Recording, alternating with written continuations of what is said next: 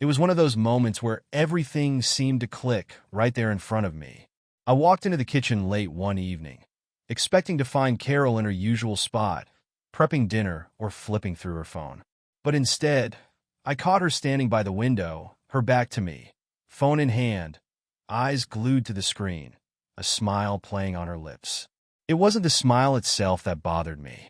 Carol had always been a woman who wore her emotions on her sleeve. It wasn't her texting that bothered me. It was who she was texting. I didn't make a sound when I stepped into the kitchen. I wasn't trying to sneak up on her, but I'd learned over the years that silence often told me more than words. As soon as I saw her reaction, her quick, sharp movement as she stuffed the phone in her pocket, I knew.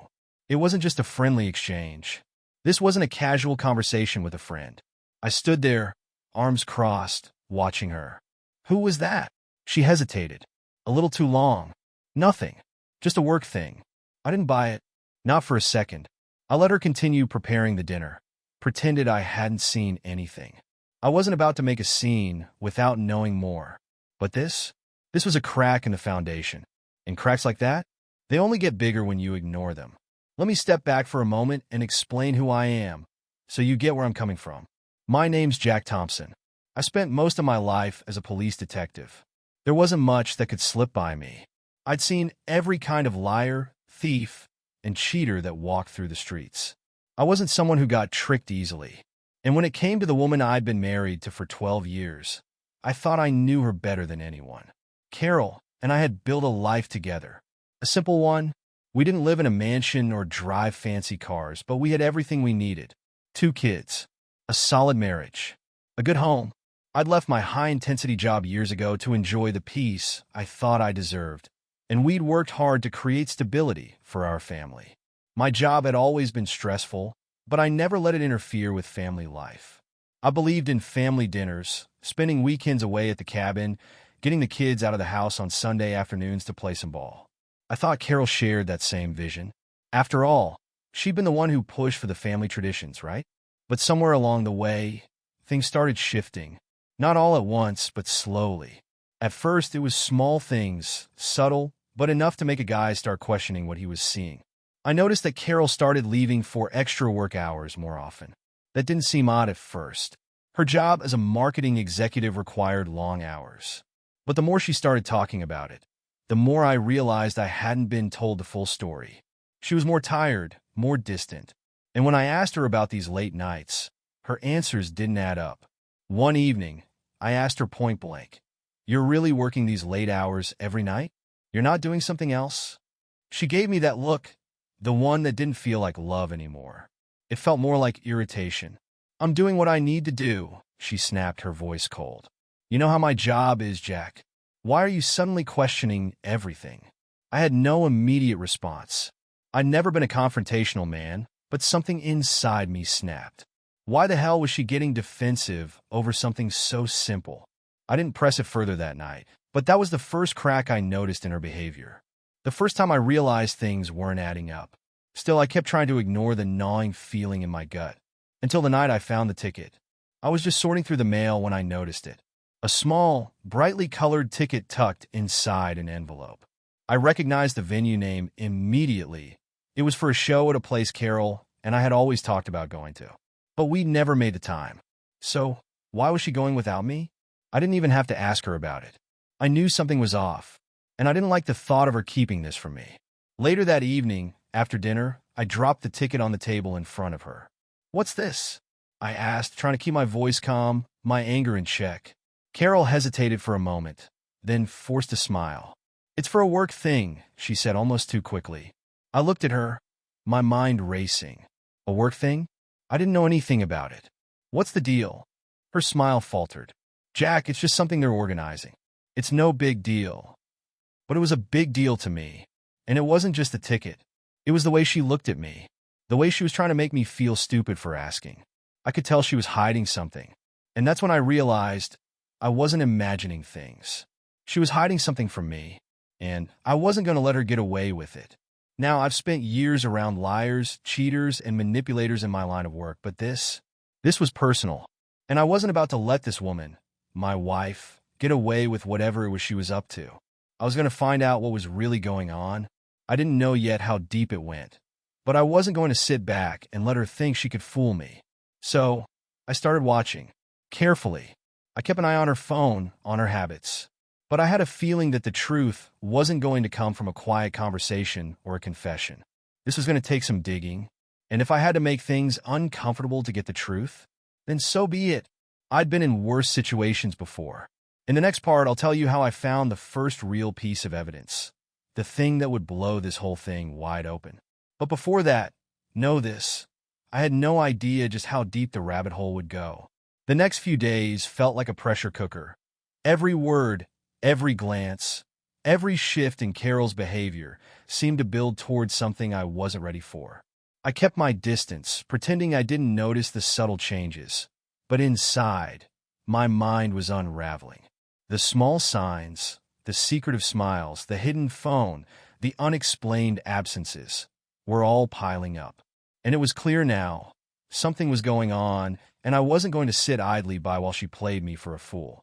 It wasn't until a Wednesday night, about a week after the ticket incident, that I got the first real piece of evidence. I had just returned home from running errands, the house still quiet, as usual. Carol had been working late again. Her car was gone when I pulled into the driveway, but the lights in the living room were on. She texted me earlier that she'd be home late.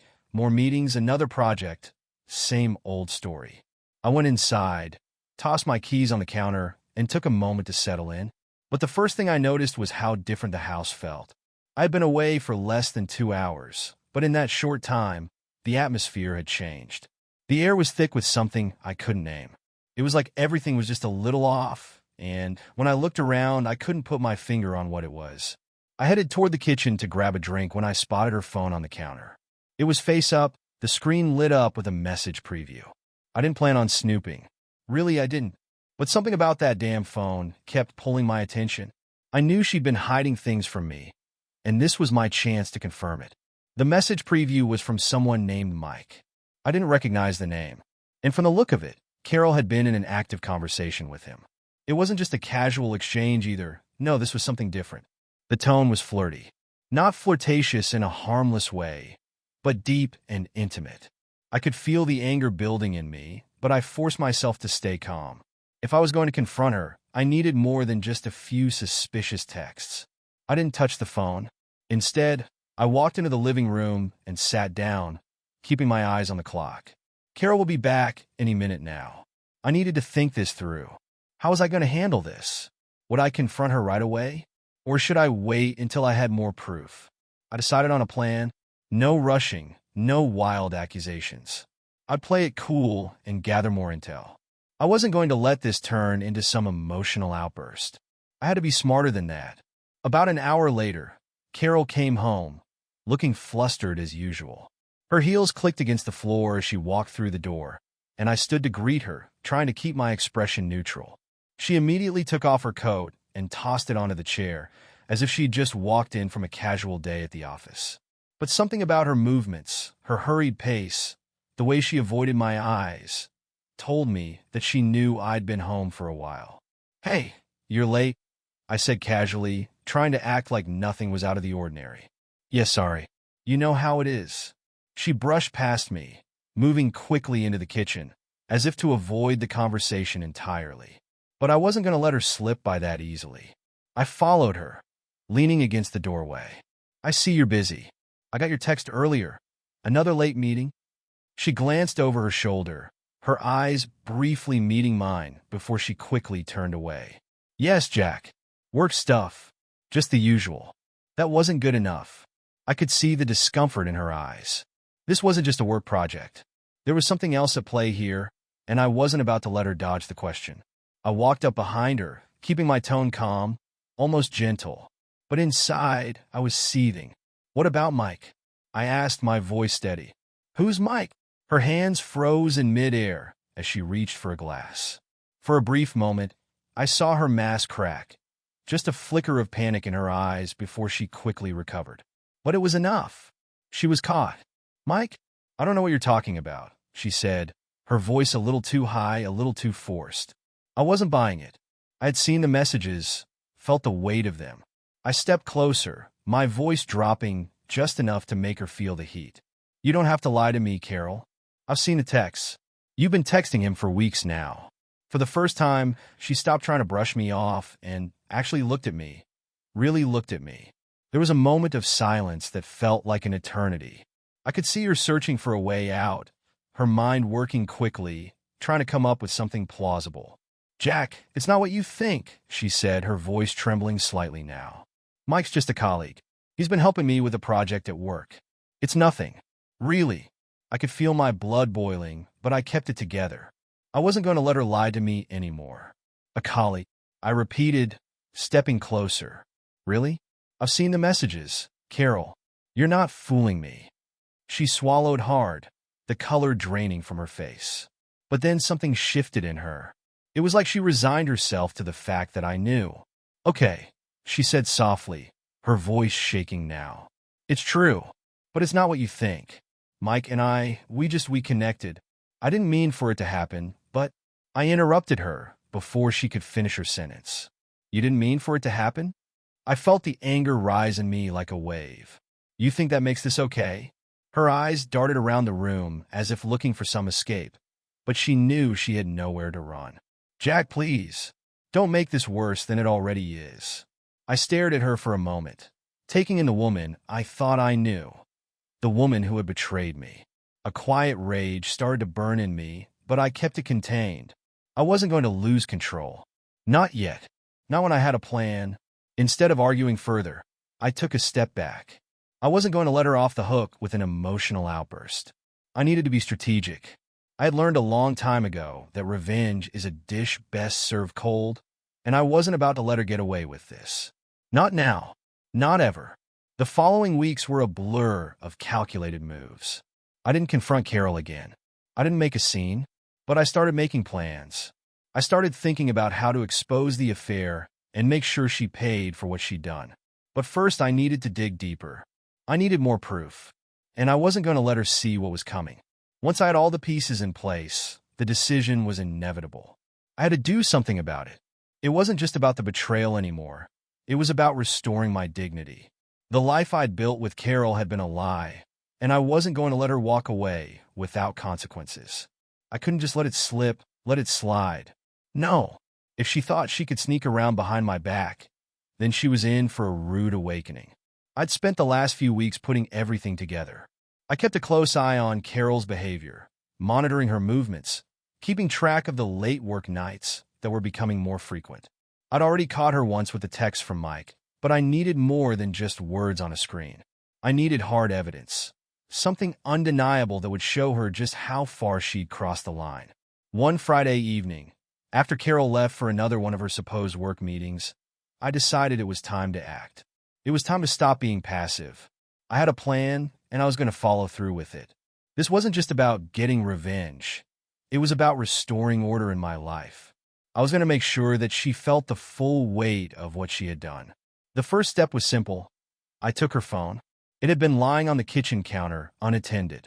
I knew Carol didn't have any reason to suspect I'd be snooping around, especially after she'd convinced me that everything was fine. But that was exactly what I needed. I grabbed her phone, unlocked it, and started digging. I had already seen enough to know what was coming. The texts from Mike, the casual intimacy, the late-night conversations, it all pointed in one direction. But what I didn't expect to find was the photos. The photos with a smoking gun. They were explicit enough that there was no denying what had been going on. Carol, my wife, had sent these photos to Mike. Provocative pictures that left little to the imagination. And Mike? He had reciprocated. The evidence was damning. This wasn't just a harmless flirtation or an innocent friendship. It was a full-blown affair. I felt my stomach twist as I scrolled through them, one by one. But instead of feeling crushed or defeated, I felt a surge of cold clarity. This was it. This was my evidence. And I wasn't going to let her get away with it. I knew I couldn't confront her right then. No, I needed to plan this carefully. It had to be precise. If I just went in guns blazing, I'd give her a chance to weasel her way out of it, to lie her way out of the situation. But I wasn't going to let that happen. The next few days were filled with preparation. I didn't talk to Carol about it. I didn't confront her again. I wanted to keep her off balance. I made sure she saw me acting normal, even friendly. I kept the peace, kept the front up, but I was already executing my plan. The first thing I did was contact Mike. I wasn't going to let him slide by unnoticed. If Carol thought I was going to ignore the man who had been sharing my wife's bed, she was dead wrong. I didn't reach out directly, though. I didn't need to. I had some old connections from my years on the force. People who knew how to handle things discreetly. I got a number from Mike, one of his personal numbers, and I had a friend of mine call him anonymously. The message was simple: stay away from Carol, or I'll make sure you regret it. I wasn't worried about retaliation or him going to Carol with the news. This was about setting up a chain of events. I wanted Mike to know that he wasn't going to get away with being my wife's little secret. If he didn't back off, I was going to make sure the entire office knew about the affair. I also started thinking about what to do with Carol. I'd gathered all the evidence, but I needed to make sure she couldn't weasel out of this. I was going to turn her life upside down. She'd ruined my peace, my trust, and I wasn't going to let her pretend like it never happened. I waited until one Sunday afternoon when we were both home. The kids were with their grandparents, so it was just the two of us. Carol was on the couch, watching TV. She looked up and smiled at me when I walked into the room, her expression expectant, like she was waiting for me to let this whole thing slide. But I wasn't going to let it slide. I walked into the room, sat down in the chair across from her, and let her feel the weight of the silence. For a moment, neither of us spoke. I could tell she knew something was different. I wasn't acting the same. My patience was gone. I wasn't the same man who just shrugged off her excuses. Finally, she looked at me, her brow furrowing in confusion. "What's wrong, Jack?" I didn't say anything at first. I reached into my pocket, pulled out her phone, and set it down on the coffee table between us. I wasn't sure if she knew what was coming, but I could see the fear creeping into her eyes. I wasn't going to let her talk her way out of this anymore. "I found the pictures, Carol," I said flatly. "The ones you sent to Mike. The ones he sent you. You're not going to talk your way out of this. Not this time." She froze. Her face paled, and her mouth opened, but no words came out. Her hands shook as she reached for the phone, but I stopped her. "Don't bother. I've already seen everything. I know about Mike. I know everything." For a long moment, she didn't speak. Then her voice came out shaky. "Jack, please, it was a mistake. I didn't mean for it to happen. You don't understand." "I understand plenty." I cut in, my voice growing colder. "You were having an affair, Carol. You lied to me. You deceived me. And now I'm going to make sure you face the consequences." Her eyes widened in shock.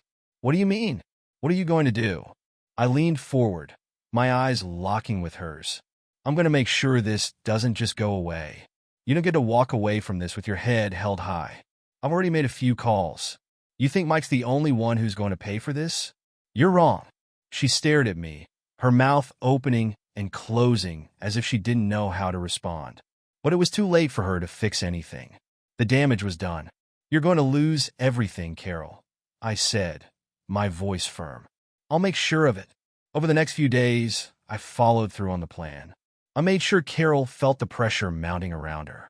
I contacted people in her professional circle, subtly letting them know about her infidelity. I didn't need to go public with it. Not yet. But I made sure the right people knew. I knew how this kind of thing could spread like wildfire. Carol tried to smooth things over. She tried to act like nothing was wrong, but I could see the fear in her eyes. She tried apologizing, begging for forgiveness. But I wasn't interested in her apologies. She had made her choice, and now she was going to face the consequences. The next step of my revenge came when I made sure she lost her job. It wasn't something I took lightly, but it wasn't a decision I regretted. I made sure her bosses knew about her affair with Mike and how it had been affecting her work. I'd already arranged for a meeting with HR, and when the news came through, Carol was blindsided. She lost everything. After the confrontation, the days that followed had an eerie, quiet intensity to them. I couldn't tell if it was relief or rage that I was feeling. Perhaps both, but mostly numbness. It was as though something within me had died, something I had kept alive for so long, kept nourished with trust and hope. But when Carol crossed that line, when she had her affair, I realized that nothing, not even the things you hold most dear, are invulnerable. I had always believed that love was enough to hold things together, that loyalty was something sacred something that could weather the storms of life. But I was wrong. Carol's betrayal shattered that belief, and the moment I knew she had slept with Mike, that was it. I wasn't just angry at her, though I should have been. I wasn't just furious with Mike either. I was angry at myself. How had I missed it? How had I allowed myself to be so blind? The first few days were the hardest, but it wasn't the pain of betrayal that haunted me. It was the emptiness, the fact that the woman I had loved, the woman I thought I knew, was no longer the same person. It felt like a final betrayal, not of just me, but of everything we had built together. Our family, our life, our history. And then there was the silence. Carol would sit on the couch, looking at the TV, but I could see she wasn't watching. Her mind was somewhere else, probably torturing herself, but I had no sympathy left. I had no sympathy left to give. But the truth was, she didn't seem to care as much as I'd hoped she would. I wanted to see remorse. I wanted to see her unravel as much as she had made me feel small. Instead, it was like I was watching her go through the motions, waiting for something to change, like she was stuck in some emotional purgatory. It was a joke, really. I was done playing the part of the husband who swept things under the rug. No, Carol wasn't going to walk away from this unscathed. I wasn't going to let her slip back into her life without consequences. It wasn't just about punishing her. It was about making sure she understood the full weight of her actions. The moment she thought she could just move on and forget about this, I'd make sure that wasn't going to happen. The first blow came swiftly. She came home one evening, pale as a ghost, with a look on her face that I couldn't quite place. "Jack, they fired me today," she said, her voice shaky, like she expected me to comfort her. It was a sick joke. I had already made sure the whispers about her affair reached the right ears. People talk. That's what happens when you sleep with your boss. It didn't take long for the word to get to HR, and before she knew it, the whispers had turned into formal action. They'd fired her for performance issues, of course, but the truth was much clearer to everyone at the office. Her face paled as the reality of her situation settled in. She was used to being the successful, admired wife. She was used to being able to buy whatever she wanted, go wherever she pleased. But now, it was all falling apart, and I wasn't going to soften the blow. I wasn't going to offer her any comfort. "Really? That's too bad," I replied, my voice cool and detached. "I guess you're going to have a lot of time to think about your actions now." She was stunned, clearly expecting something different. She had wanted sympathy, maybe even a plea for her to fix things, but she wouldn't get it from me. I was done being the man who always picked up the pieces for her. Carol wasn't a fool. She knew she had ruined everything, and she couldn't accept it. Over the next few days, she tried everything she could think of to get back into my good graces. She texted me constantly, trying to make small talk, asking to talk about what happened between us. She wanted to rekindle the magic we had, but all I saw was a woman who was desperately clinging to a life that had already slipped away from her. She bought me an expensive watch, one I never asked for. She even planned a dinner, one of those romantic nights that we used to have when things were good. But I saw through it all. I wasn't her husband anymore. I was just a man who had seen her for who she truly was. One night, after a particularly heated exchange, she lost it. I told her once more that I wasn't interested in talking things through. I wasn't interested in fixing what was broken. She raised her voice, her face turning red as she shouted at me. "Jack, you're being so cold. You don't care about me anymore. You don't care about what we had." I leaned in, my voice calm but firm. "No, Carol, you don't get it. You destroyed this, you broke it. You betrayed me. And now you want me to fix it? I'm not your fixer anymore." I wasn't angry. I was beyond anger at that point. I was disgusted, repulsed by the sheer audacity of her words. She was trying to blame me for what she had done. I wasn't going to let her. "You're right about one thing," I said, the words cutting like a knife. "I don't care about you anymore. Not the way I did. You're not the woman I married." She didn't know what to say after that. She was speechless, her face crumpling as she realized how far she had fallen. It wasn't enough to just cut her off emotionally. I needed her to understand that there were no safe places for her anymore, not even with her parents. For years, they had seen Carol as the golden child, the perfect daughter. I had always let them believe that, but now I knew better. She wasn't the woman they thought she was. So I called them. I could hear the disbelief in their voices as I told them everything. The affair, the lies, the manipulation. I didn't sugarcoat it. I laid it out plainly, with no attempt to soften the blow. They deserved to know the truth. At first, there was silence, then came the questions. Are you sure about this?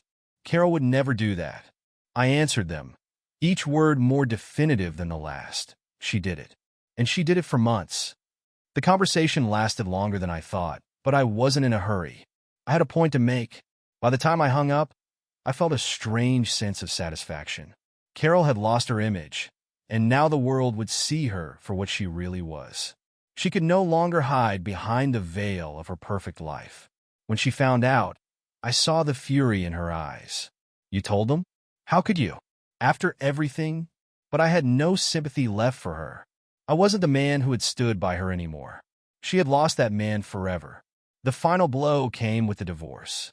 It was ugly, messy, and there were moments where she tried to claw at whatever she could get, but it was clear I was in control. The judge ruled in my favor on every major issue. The house, the assets, everything that once belonged to both of us now belonged to me. She fought. She tried to play the victim. But in the end, there was no sympathy left for her. She had burned every bridge. The days after the divorce felt like a strange kind of freedom. It wasn't instant. It wasn't easy. But as time passed, I began to rediscover who I was. I started doing things I hadn't done in years, going out with friends, taking trips, enjoying the little things that used to bring me joy. Carol, on the other hand, was struggling. She was out of a job, out of a marriage, and no longer the person she once pretended to be. I watched her crumble, but I couldn't find the will to feel sorry for her anymore. She had done this to herself. I had won, not just in the legal sense, but in the only way that truly mattered. I had regained control over my own life, and I was stronger for it. The days following the confrontation were filled with a heavy, almost suffocating silence. Carol tried, at first, to reach out, to talk to me as if we were still the couple we had been before the world fell apart. But I had made up my mind. There was no going back. There was nothing left to salvage, not after everything that had happened. The trust had been shattered beyond repair. The very foundation of our relationship had crumbled beneath the weight of her lies. I had always prided myself on being a patient man, on being calm and measured in difficult situations. But this was different. This wasn't just a minor misstep or a misunderstanding. She hadn't just broken a promise. She had destroyed everything we had built. I wasn't going to play the part of the forgiving husband who pretended nothing had happened. I wasn't going to just move on as if her affair didn't matter. No, Carol needed to face the consequences of her actions, and I wasn't going to make it easy for her. The first few days after the confrontation were a strange mix of anger and numbness. I'd already made the decision, but it hadn't fully sunk in yet. I'd never been through anything like this before. I'd never imagined my wife could betray me in such a way. It felt like waking up from a dream, only to find out that the life I thought I was living was nothing but a lie. But Carol, ever the manipulator, tried to play the victim. She tried to turn the tables, to make me feel guilty for not forgiving her, for not just letting it go. I could see through it all. Her tears, her apologies, they were all hollow. She wasn't sorry for what she had done to me. She was sorry for getting caught, for the consequences she now faced. And she had no idea who she was dealing with. At first, she tried the direct approach. She would come home late from work a little too late, and she'd act like nothing had happened. Her attempts to act like everything was normal were insulting. She'd ask me about my day, talk about the weather, and it was all so mechanical. Like she was pretending to be the wife I once knew, pretending to be the woman who was loyal, the woman who loved me. But I wasn't fooled. I had already seen through her, already understood the game she was playing. She didn't know it yet, but I had already begun to make plans of my own. I wasn't going to let her slip back into her old life without consequences. She thought she could just ride out the storm, that I'd forgive her eventually, that we'd pick up where we left off. That wasn't going to happen. Not now. Not ever. I made sure to be distant cold. She hated it, of course. She hated that I wasn't reacting the way she expected. She wanted me to break down, to beg her to stay, to apologize for accusing her. But I wasn't going to give her that satisfaction. I wasn't going to let her control the narrative. She had already controlled enough of my life. And then one day it happened. I was going through some of her things, nothing out of the ordinary, just cleaning up and organizing the house. And I found it, a receipt from a fancy restaurant I didn't recognize. A receipt for a dinner she hadn't mentioned, a dinner that was too expensive for her to just forget about. I felt my blood run cold. It wasn't the first time I had noticed something strange. There had been other small, unexplained discrepancies. But this was different. This was the confirmation that I had been looking for. She hadn't just had an affair. She had continued the affair, meeting Mike in secret, pretending like nothing had changed. But the receipt was damning, and the date on it was recent. Too recent. I didn't know what to do with the information right away. I wanted to confront her, to call her out, but I needed more. I needed her to make a mistake. I needed to catch her in the act. The next few days were tense. Carol's behavior grew more erratic, more unpredictable. She started showing signs of stress. But I wasn't fooled into thinking it was remorse. No, it was fear. Fear that I was onto her. Fear that I would finally expose her for what she truly was. She didn't know how much I already knew, and I was going to let her dig her own grave deeper. One evening, as I was sitting in the living room, reading the paper, I noticed her walking around the house with her phone glued to her hand. She wasn't texting anyone, not that I could tell, but she was nervous, fidgety. The way she kept glancing at her phone told me everything I needed to know. When she went to take a shower, I saw my chance. I knew she kept her phone on the counter when she showered, never locked or password protected. And that's when I found it, the proof. Her text messages to Mike were all there. The emojis, the flirtatious tone, the promises to meet up again soon. I scrolled down, and my heart sank. She had never stopped seeing him. Even after everything, after the confrontation, she had continued the affair in secret. She was lying to me every day, telling me she was working late or catching up on personal matters when, in fact, she was meeting Mike for a late-night rendezvous, all while pretending to be my wife. The weight of it hit me harder than I thought it would. This wasn't just betrayal. This wasn't just an affair. This was calculated, deliberate deception. She had lied to my face, day in and day out, all while knowing what she was doing. She didn't care about me. She cared about herself, about her image, about maintaining the life she had built by using me as a prop. I sat there for a long time, reading through the messages, my mind racing. I wasn't going to let her get away with it. I wasn't going to let her think she could just sneak around and get away with destroying everything I had worked for, everything we had built. I knew the time had come. I wasn't going to drag this out any longer. Carol needed to face the consequences of her actions. I had already waited too long. When she came out of the shower, I didn't say a word. I just handed her the phone, the screen displaying the text between her and Mike. Her face went pale. She stammered, tried to come up with an excuse, tried to explain it away. But there was no explanation. There was no excuse for what she had done. "What is this, Carol?" I asked, my voice low and steady. I wasn't angry, not yet, but my resolve had never been stronger. "What's going on here?" She looked at me, her eyes flickering with panic. She had never been good at hiding her emotions, and right now, they were all over her face. Fear, guilt, shame, but mostly fear. She was terrified because she knew, deep down, that she had no way out of this. She couldn't talk her way out of it. She couldn't lie her way out of it. "Not this time. I was going to tell you," she said, her voice barely above a whisper. I cut her off. "No, you weren't. You've been lying to me this whole time. You never planned to tell me the truth. You were just hoping I wouldn't catch you." I watched her struggle to come up with something, anything that might save her. But I had already made up my mind. I wasn't going to listen to her excuses anymore. I wasn't going to let her manipulate me. "Tell me, Carol," I said, my voice growing colder with every word. "Was it worth it? Was Mike worth everything you've lost?" She didn't answer. She couldn't. The truth was out, and there was no going back.